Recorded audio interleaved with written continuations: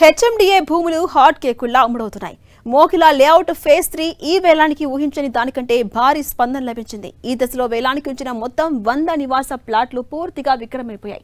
ఈ వేలంలో చదరపు గజానికి అత్యధికంగా ₹1,09,000 ధర పలికింది. సగటు బిడ్ ధర 75,000గా నమోదైంది.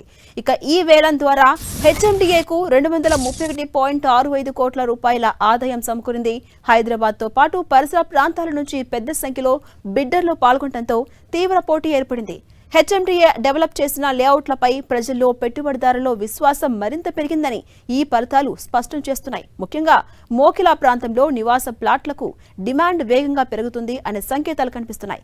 ఈ విజయవంతమైన ఈ వేలం పశ్చిమ హైదరాబాద్ అభివృద్ధికి, రియల్ ఎస్టేట్ పెట్టుబడులకు మరింత ఊతమిస్తుందని హెచ్ఎండిఏ అధికార వర్గాలు చెబుతున్నాయి.